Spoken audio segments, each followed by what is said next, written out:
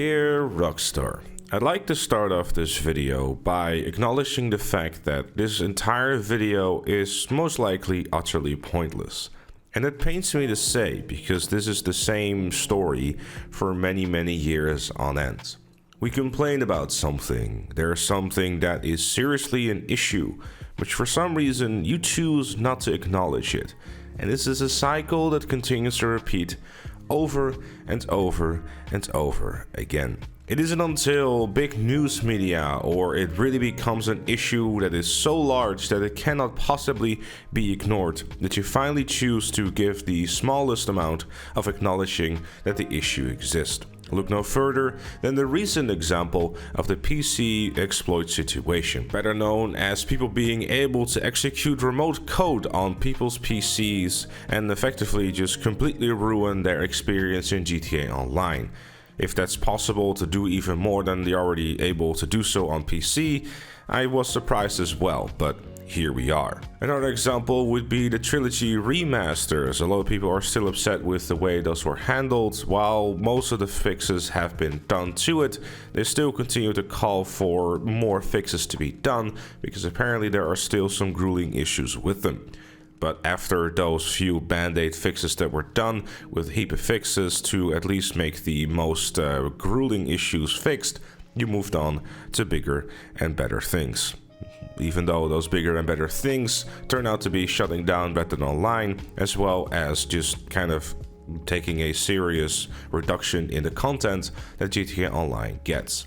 The community has been screaming for many years for you to pretty please start communicating a little bit more. If you look at literally every single other game company out there, there is communication through and through. When you release something that is utterly broken, simply not working, or just in a state that is downright not acceptable, or just something that requires even the smallest amount of a quick bit of recognition on your support Twitter or any other social media, we have to rely on people like TestFronts2, Floorball, and just a heap of other people to actually do the communication for you. TestFronts2 is someone who has an actual life with actual jobs, with actual university. We don't really know much about the dude, but what we do know is that he is the only person with about 300,000 or 400,000 followers on Twitter who's actually doing all the communicating for him. And he is doing it for free. This is the point where I encourage everyone to use his coffee link to buy the dude a coffee from time to time, because he is doing God's work. Without TestFronts2, we wouldn't know that this exploit exists at the time that it started spreading wild. You knew about this exploit existing since last Thursday. How do I know this? It's because Floorball told me that they've known about this since last Thursday and have been actively logging everyone who's been affected by this exploit. So you knew about it, but you didn't say anything. The only time you started saying anything about it was 3 days after Tez posted about it and said basically, hey, they can execute remote code, which means that they can possibly get sued, because if someone in the USA or wherever is going to have their computer completely ruined and their information stolen through GTA Online, Rockstar is going to get sued to hell. So that is probably the only reason why it was ever acknowledged, which in itself is also a massive issue, because that means that the only reason why there was ever any sort of communication is for Rockstar to once again cover their own ass and their own ass only.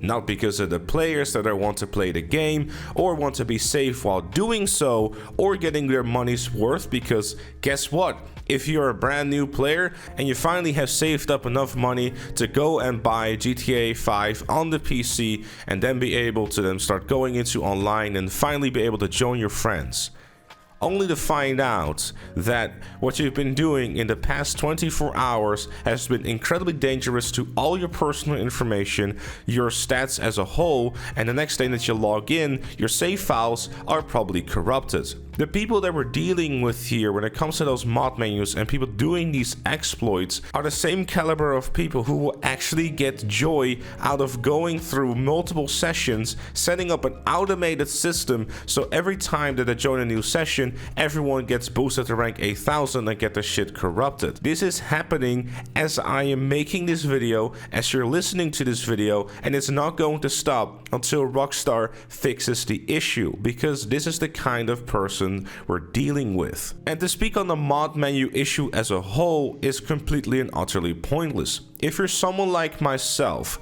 who streams the game on PC, what I have to do in order to stream the game on PC and have my viewers join is just mind-boggling. The amount of stuff I have to enable, disable, make sure that everything is going to run smoothly before I can even start the stream to begin with is downright unacceptable. Before a PC stream, when this stuff started happening with the remote crashing, which again has been well over a month, not been acknowledged, and has still not been fixed, even though mod menus already have literally included it in their mod menu, so it will no longer happen to people who have spent over $100 on a lifetime subscription on said mod menu, was about 1.5 hours of going through a heap of different options, testing and whatnot, only to find out that I still was going to get our stuff crashed and everyone in the session was booted out.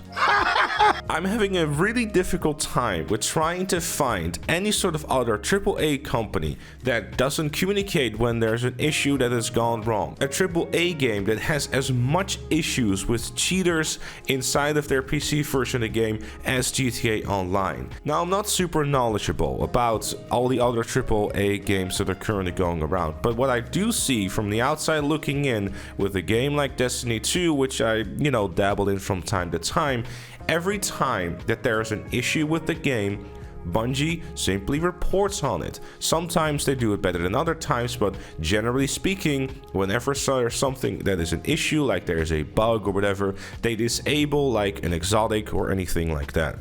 Rockstar does not do this. They don't disable anything, they just let it run rampant for about 6 months and then it's fine. When the Sterling GT had the same issue as the Kuruma had, they left it for 6 months and they never ever acknowledged it. Instead of just temporarily disabling the car, then fixing it with something that I assume is relatively simple to fix, and then put it back in again. Now, granted, I will give Rockstar the fact that this game and its netcode and the way it's set up is most likely not set up in a way where they can hotfix things like that with pretty much ease. So I guess that's probably one of the reasons that they would also have to get an entire new patch. And if that's entirely worth it for just one vehicle, I would be inclined to just be on their side about that, because obviously that's a lot of resources, a lot of time, and overall probably not worth it for just one vehicle that is, To add on top of the fact that all the quality of life updates that we've gotten over the last 2 patches